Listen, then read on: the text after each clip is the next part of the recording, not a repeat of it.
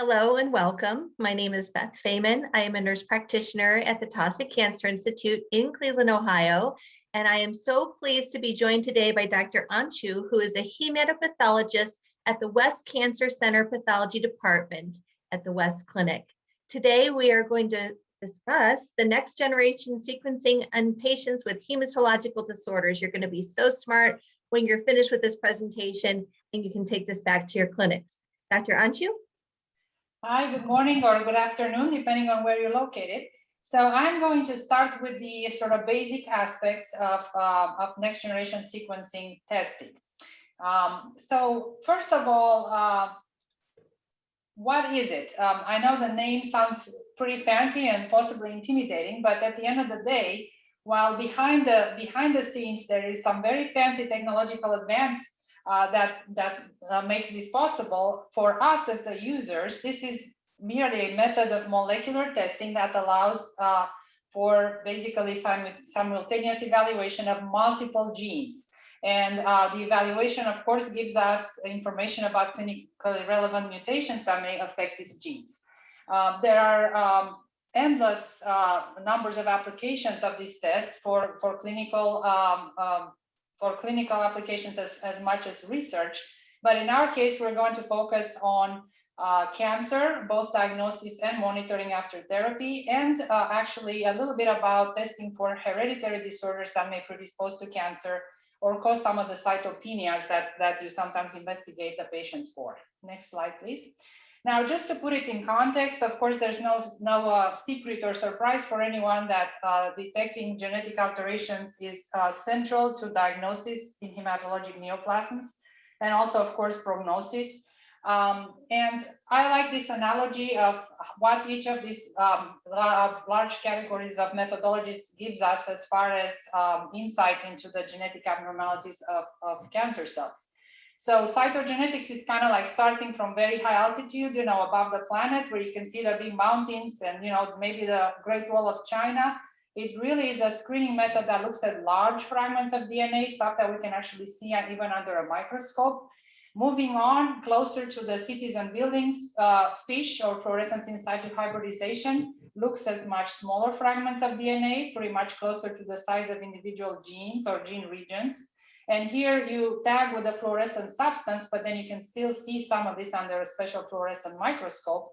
And then finally, you get to the very small detail of our molecules and our DNA sequence with molecular testing, where the alterations are submicroscopic and really detect abnormalities in either single or small clusters of even nucleotides that make up our DNA. And of course, specific for each gene. Thanks. Next slide. And so on the left side here, it's an example of a karyotype. You grow the cells and you see these big fragments of DNA, and that tell you about any translocations or deletions or additional material on chromosomes. And so this could, screen for any kind of abnormality. Next, moving on to FISH, you see an example here where the little dots there are probes specific for the genes for ABL and BCR. And they show you, like on the left, you can see a fusion signal. So it gives you very specific information about these individual genes. And we can look for, again, big translocations, deletions, or additional copies of entire genes, what we call amplification. And then to the right here, you see an example of molecular testing. And here we're basically looking at these very small individual, basically tiny molecules that we call the nucleotides that make up our DNA. And depending on if you're extracting DNA or RNA, you can look at individual mutations of just single base abnormalities, or if you do PCR at larger gene rearrangements. And then if you do RNA, you can look for specific translocations. But these are very targeted tests specific for those abnormalities. And they typically cannot tell you about large abnormalities like we see by cytogenetics. Next slide. So I'd like to familiarize you a little bit with some of the terminology that you see in reports and also people referring to when they use the results of this testing. And so one big one that comes up all the time is this SNV that refers to single nucleotide variants. So once again, we're talking here about changes in just single nucleotides in the sequence of the DNA that makes up a gene. And people talk about substitutions or so-called point mutations. So it's basically one single nucleotide typically of one type is replaced by another. And so basically it alters the genomic so-called barcode that is read by all the fancy enzymes in the cell. And that can lead to abnormal protein sequences. And these proteins can have functional consequences on the cell that can lead to cancer or can influence how the cell responds to treatment. Another type of abnormalities you're going to see the term indels. It really refers to insertions or deletions. And these will involve a little bigger fragments of DNA, but still under about 50 nucleotide stretches that are either inserted or deleted from the genome. Next slide. So those are sort of type of alterations. Now, these alterations can occur either as germline variants or somatic variants. Germline has this name because it's assumed that it's present in the egg or sperm cells and passed from parent to offspring. So these would be your variants that would be hereditary in nature. And they typically are present in all of the cells in one person's body. And then some of them, if present, may increase the likelihood of cancer for a person. Somatic variants are typically the acquired ones, so not hereditary, and they will be present only in some cells in the body, and these are most often implicated in cancer. These are the ones we look for in our big NGS panels. There is one that typically doesn't necessarily mean cancer, and we don't have much time for it. It's a huge topic, but it's the so-called age-related clonal hematopoiesis, which is fairly frequent in individuals over 60. And it really increases with age. And this we'll see when you test peripheral blood or bone marrow samples, and might not necessarily mean that there's disease if you see it there. Next slide. And the last bit of terminology that I actually find extremely useful when I look at this report has to do with variant allele frequency, or in short VAF, or you'll see it also as mutant allele frequency. And this refers to the percentage of alleles or copies of a given gene in your sample that are affected by the abnormality detected, or the mutation or indel. And I like to look at this because it gives you an approximate estimation about how large the abnormal clone associated with this mutation is. So how much of the normal cells, let's say in your bone marrow, is taken up by this mutated clone. The other thing that's very useful is that when you see that this VAF value is close to around 50%, oftentimes it gives you a little bit of a hint that it might actually be present in germline rather than acquired. So it might be something that's not part of a neoplastic clone. And the other bit of sort of information about this is that when it's larger than 50%, oftentimes people will refer to it as it's homozygous, means that more than one allele in each cell has to be mutated for this percentage to occur. And you'll see, for instance, where this is very relevant in the JAK2V617F mutation in myeloproliferative neoplasms. Some people consider this more often associated with P. vera, for instance, or you can see it at advanced disease stage. Next slide.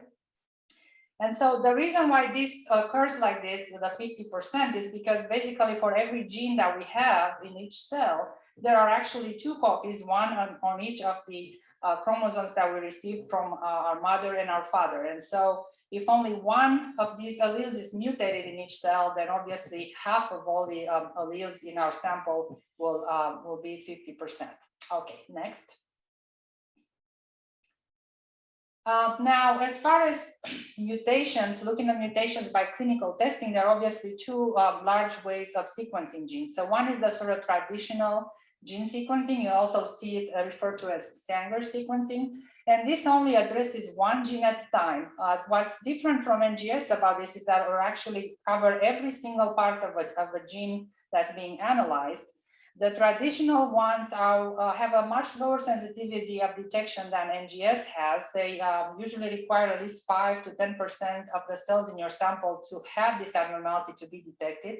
Although newer methods, the so-called high sensitivity sequencing methods, can go down to about 1%. Next generation sequencing, on the other hand, looks at many, many genes at the same time. Some panels have 3 or 4 genes, but some can have hundreds of genes. So people refer to as massively parallel sequencing. And it has a higher sensitivity of detection, like down to less than 5%, although many labs use 5% as their cutoff for calling something positive. But what's important to know about this is that actually the genes that are being analyzed are not looked at from one end to the other. They're just analyzed for portions of them that are more relevant, that are so-called hotspots for mutations known to happen in those specific genes in specific conditions that are addressed by the panel. So if the result is negative, it doesn't necessarily mean that the gene does not have any mutations. It just means that the mutations that are usually relevant to cancer may not be there. Okay, next. And this is just sort of a quick cartoon. We definitely can't go into detail in this, but this is sort of the clever way of being able to sequence so many genes at the same time. Basically, the DNA is cut into pieces, and the pieces of those genes are barcoded with specific tags, so that at the end of the analysis, when everything is run through bioinformatics, they know exactly which gene belongs to which tag. And so then the sequencing occurs with these fragments of DNA attached to these fancy little microchips. Everything happens inside the machine.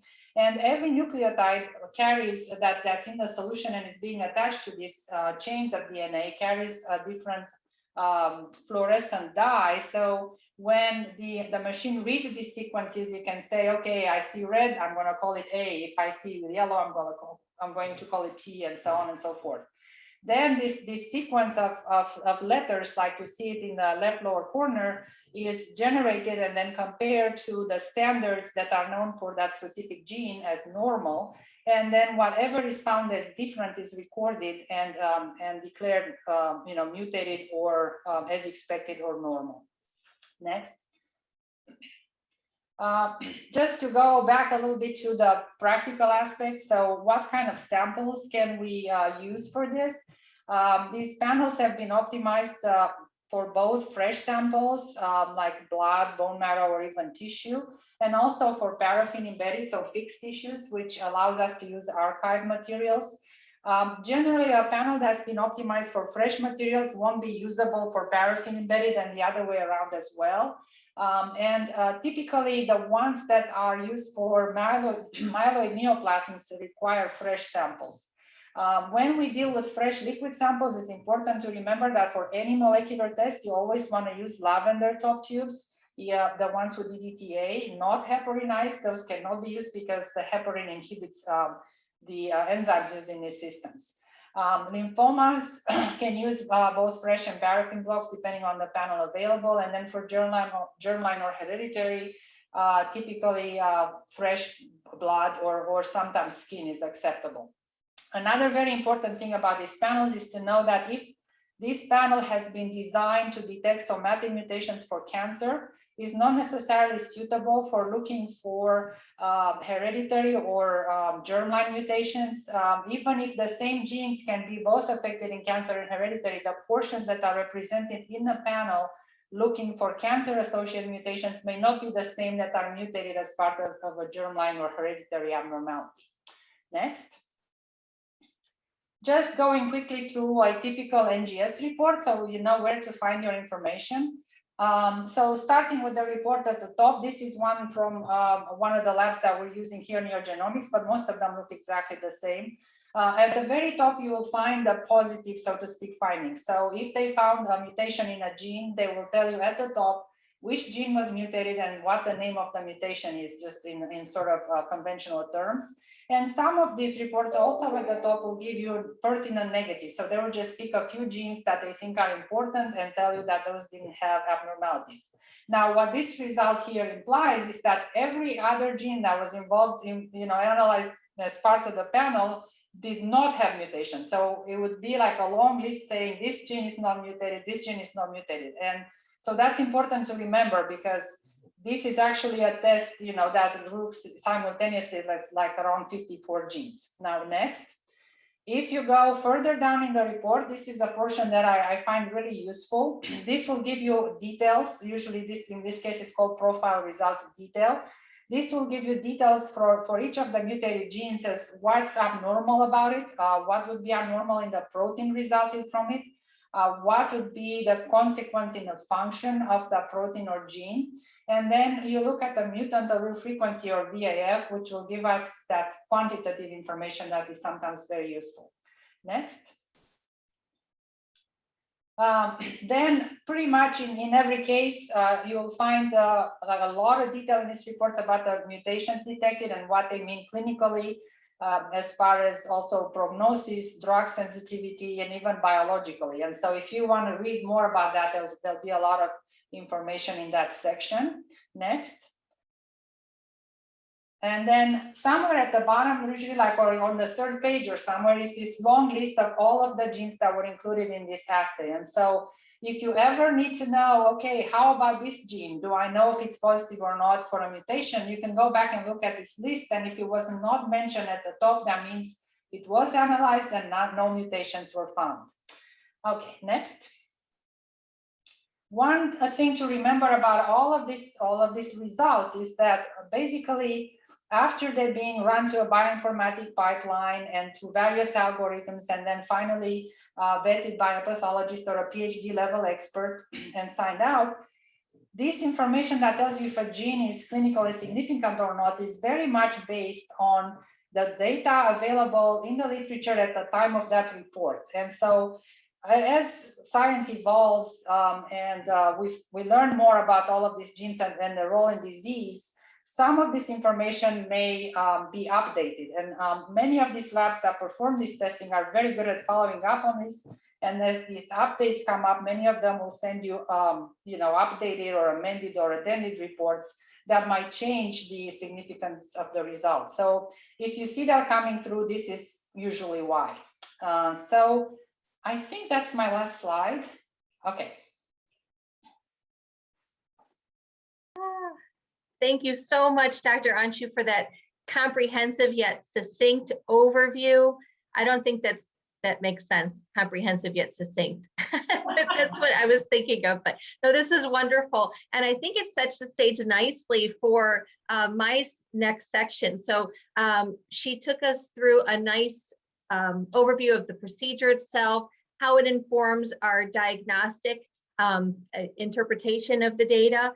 And as you know, the myeloid and lymphoid neoplasms all are, use these techniques, the next-gen sequencing. I loved how she shared the worldview of the cytogenetics, the FISH, we're probing for specific aberrations, and then even more molecular as well with next-generation sequencing. What I'd like to do is take you through a few concepts about the different mutations and various malignancies and what they mean to us on a practical level. I'm not going to go into great detail in my next few slides, and then I'll present a case study to pull it all together. But basically, there are various pathways affected by many mutations in myeloid and other malignancies. And what does this mean to us? Well, I like to use the word druggable pathways, where we find the pathways, we make the histopathologic diagnosis of that malignancy or precancerous condition, and then we can target those pathways with drugs and then follow it through the continuum to hopefully eradicate those cells, which is a technique called MRD we'll talk about in a moment. But for example, epigenetics is one that I'll haul out here, and hypomethylation is something we typically target in leukemias. This slide has a lot of little words, and again, I'm not going into great detail, but in non-Hodgkin's lymphomas and T-cell lymphomas, we have various biomarkers and mutational profiles that inform histopathologic findings, like Dr. Onciu will perform in her lab. And then with those biomarkers, we can, again, use targets. For example, CLL, MCL uses BTK, Bruton tyrosine kinase inhibitors, or BTKs. That's your dasatinib, zanubrutinib, and not dasatinib. So sorry, that would be the kinase inhibitor, but ibrutinib, acalabrutinib, et cetera, those types of drugs that we can use to target those aberrations. Here's your dasatinib, the tyrosine kinase inhibitors. I'm sorry about that. Still the kinases. And again, in acute lymphoblastic leukemia. This is a paper from New England Journal of Medicine looking at the different kinase genes and the different targets, or the tyrosine kinase inhibitor targets, so that we can use our information from the genetics of the tumor to target and treat that tumor. This is just an example of a paper in Frontiers that looked at MRD status. So MRD stands for minimal residual disease, and it's a hot topic in hematologic cancers, from leukemias to lymphomas to multiple myeloma. So MRD in some cancers can say, okay, so for CLL, for example, venetoclax plus obinutuzumab in the CLL14 study showed that we can stop therapy after a specified period of time because of the deep responses that we're seeing in those patients. You can see the blue line is the bone marrow MRD status, and then the peripheral blood in the orange bars. So at any rate, so it does inform us into decision making. This slide shows myeloma. We know that poor prognosticators identified on FISH, such as translocation 414, 1416, and deletion 17p, are bad actors we want to watch out for. I'm going to do a super quick case study, and then we're going to take time for questions. This is a 52-year-old. He had worsening fatigue, presented with low back pain to the APP, hypercalcemia, renal failure, and super high light chains. Subsequently, a bone marrow was obtained, which was looking at various aberrations. You can see this complex, remember the worldview, big fragments of DNA. This is the cytogenetic profile of this individual patient. And we used to say a paragraph is not good on your cytogenetics. It should say XY for a male. And then when you break it down, he's gained 1 Q'd, and he's got various translocations and loss of the tumor suppressor 17p. And these findings, as you can see in this report, signal high-risk disease. This patient was started on therapy based on the various data that supports the use of aggressive combination therapy. And his lambda free light chain went from 15,000 to 45.3 by targeting the right pathway. I think Dr. Onciu went into detail about reading the report. This would be an example of CLL looking for MRD negative status. This is by a lab called clonoSEQ, which is Adaptive Biotechnologies. We use this regularly, and then you can kind of look for the clonality in the report. This is Jane Doe. This was from their website. And you can see how many residual sequences are detected on a molecular technique. And then you want to aim for no residual sequences detected. Oftentimes in CLL, you can use peripheral blood, fresh blood, but also bone marrow in the context of a clinical trial. And I will stop talking. I heard that we were going to get cut off at 1 p.m. Eastern time, and it's just about there. I just wanted to conclude by saying current objectives in the diagnosis and management of hematologic cancers are appropriately detecting with the material you have and the information at that time the correct diagnosis. And I honor Dr. Onciu and other hematopathologists that can look through the microscope and give us that data to better treat our patients. Now we're trying to strive for MRD negativity through next-gen flow or next-gen sequencing techniques that could maybe future inform us to whether or not we can stop therapy or personalized approaches for patients. Thank you. That was so quick. I'm going to stop sharing, and I'm going to go into any questions that we might have. I wanted to leave at least 4 minutes. And let's see, where were my questions going to be? I see me. I see a chat, but I don't see any questions. Oh, no questions, just really great feedback. Dr. Onciu, what else would you like to say in the last 3 minutes we have? Any other pearls of wisdom or thoughts after my presentation? Oh, great presentation. Actually, I had almost forgotten about the use of NGS for looking for clones in B-cell and T-cell lymphomas and leukemias. It's emerging as an incredibly useful field. And I would say that as far as minimal residual disease goes, typically the best is to use a mixture of modalities, because not every patient has every it's suitable for just one method. So NGS is one of them. You mentioned next-gen flow, which we're considering about adding to our institution as well. So flow cytometry. Usually that combination, and then looking for specific genetic abnormalities, if that lymphoma or leukemia had them, those three modalities are usually best to combine if you're monitoring minimal residual disease. Absolutely, I'd agree 100%. And I've been in oncology for over 20 years now, and we didn't even have FISH. We only had cytogenetics until the mid 2000s. How have you seen the field change since you've been practicing? It's changed dramatically. Back at the beginning of the 2000s, I was still writing a paper about how not everybody with 5% morphologic blasts has leukemia. And now we're looking down to 0.01% by all of these methods, and morphology is to some extent useless when it comes to disease involving at such low levels, but so significant for clinical management. That's wonderful. Well, I wanted to thank you. I wanted to thank the meeting organizers, and I wanted to thank you, the listeners and participants who took time out of their busy day to learn about next-gen sequencing. I think at this time, I'm going to close and wish you a good rest of the conference. Thank you again, Dr. Onciu. Thank you. It was great having you. Bye.